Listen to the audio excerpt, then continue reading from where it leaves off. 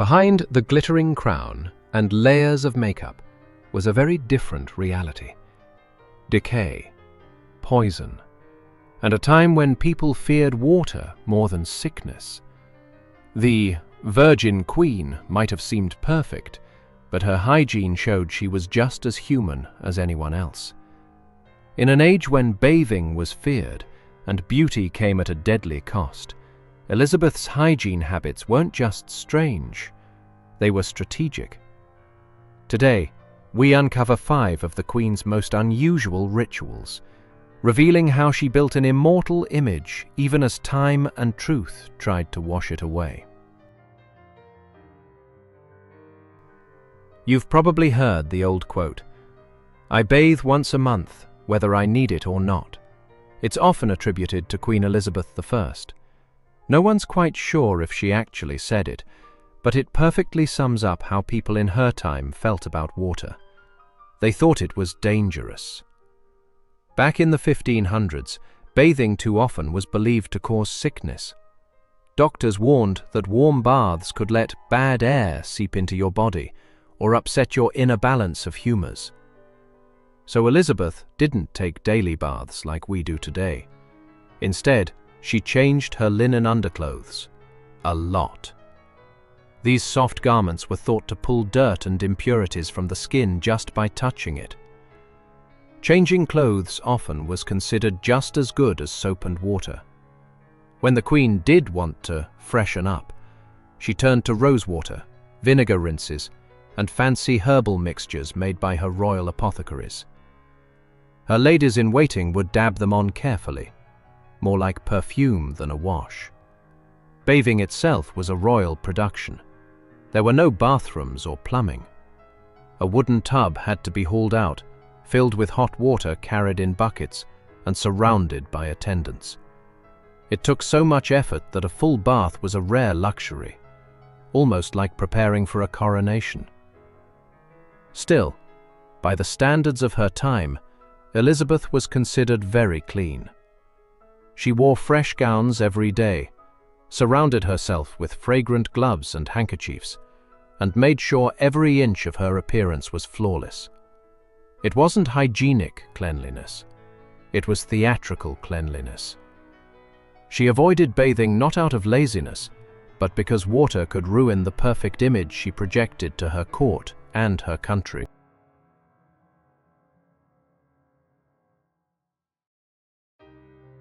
When you picture Queen Elizabeth I, you probably imagine that pale, ghostly face, smooth, white, and almost otherworldly. That wasn't just makeup, it was strategy. In her world, pale skin meant power. It showed you were noble enough to stay indoors, untouched by the sun. Elizabeth's favorite cosmetic was called Venetian ceruse, a mix of white lead and vinegar. It made her face glow with royal radiance, while secretly destroying her skin. Over time, the lead corroded her flesh, leaving sores and scars she could only cover with thicker and thicker layers of makeup. Her red lips came from cinnabar, another toxic ingredient laced with mercury. It made her look commanding, but it also slowly poisoned her, causing mood swings, tremors, and exhaustion. And yet she never stopped. Her face wasn't just hers anymore. It was a symbol of England itself. The Virgin Queen couldn't look tired, old, or human. Painters were ordered not to capture her in natural light. They reused the same idealized template again and again, making her look eternally youthful.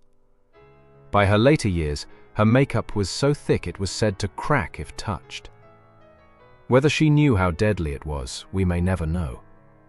But Elizabeth believed her image had to remain unbroken, even as her body weakened beneath it. Washing her face too often would have destroyed not just her mask, but the myth of Gloriana herself.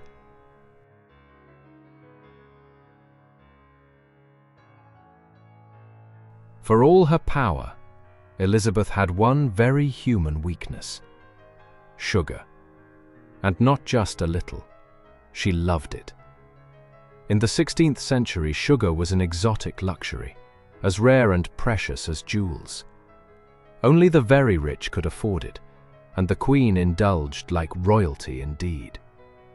She adored candied flowers, sugar-dusted marzipan, and syrupy fruits, treats that decorated her dazzling banquets like edible treasures. But there was a price. Dental care back then was primitive, and Elizabeth's toothpaste, a mix of herbs and sugar, only made things worse. It ground away her enamel and fed bacteria. By her later years, her teeth had turned black, some had fallen out, and her breath was famously terrible. Foreign ambassadors noticed. Courtiers struggled to understand her speech. Still, she refused to let her doctors pull her teeth, even after one brave servant had his own tooth extracted just to prove it wasn't so bad. Strangely, her decaying smile became fashionable. Noblewomen darkened their own teeth with soot to imitate her look. In Tudor England, even rotten teeth could be a status symbol, as long as they looked like the Queen's.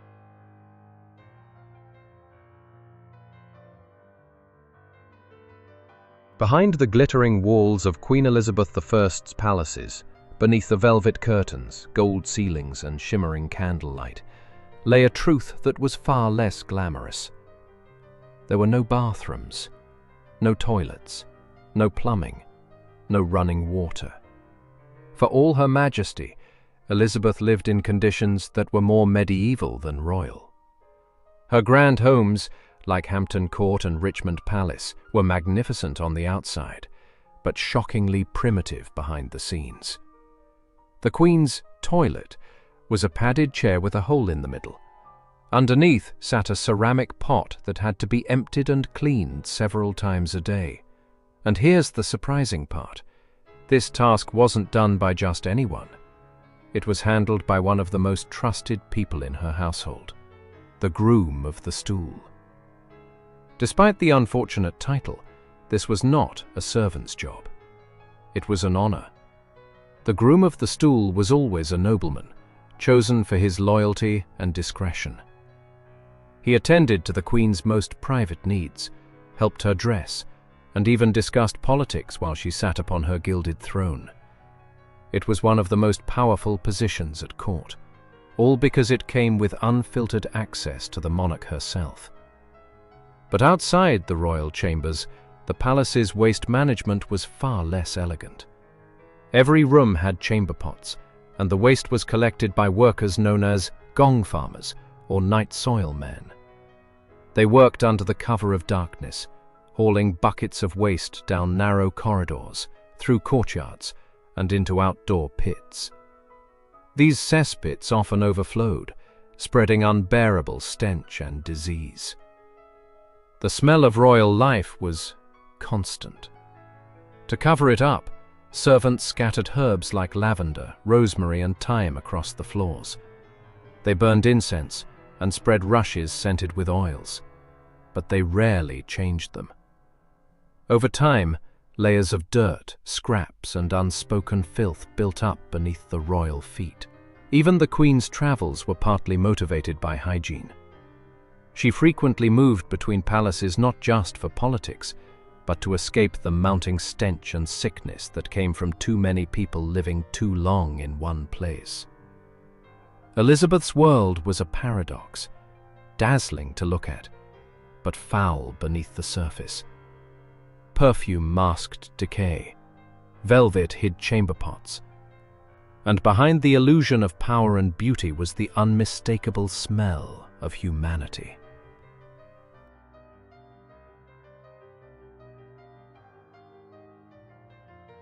To understand Elizabeth's hygiene, you have to understand one thing: control. Every part of her appearance, her pale powdered face, her perfectly gloved hands, her layers of perfume, wasn't about vanity. It was about power.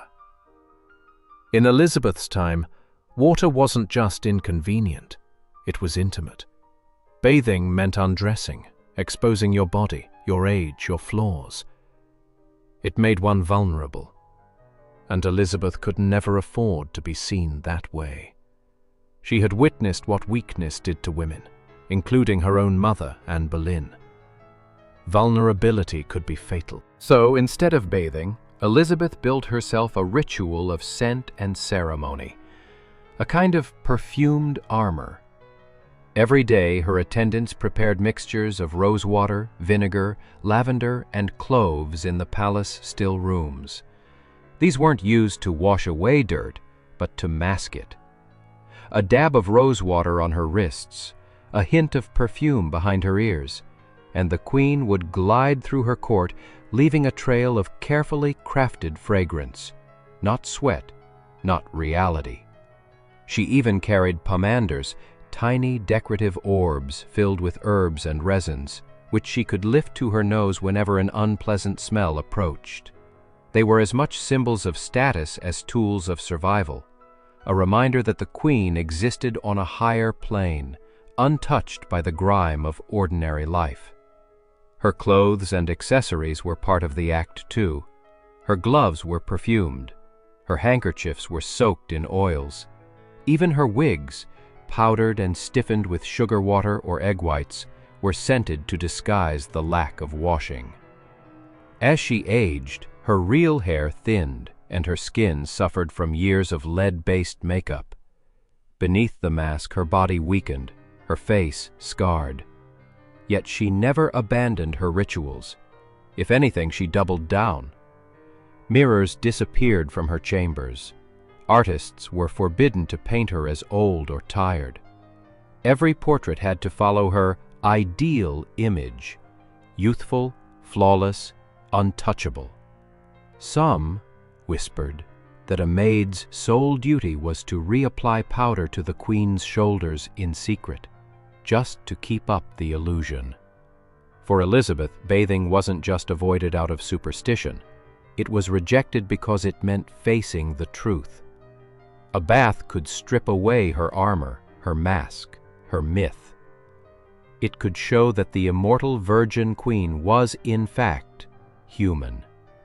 Queen Elizabeth, I remain unforgettable not because she was spotless, but because she mastered the art of illusion. In her court, cleanliness wasn't hygiene, it was strategy. She powdered, she perfumed, she pretended. And through that illusion, she became eternal.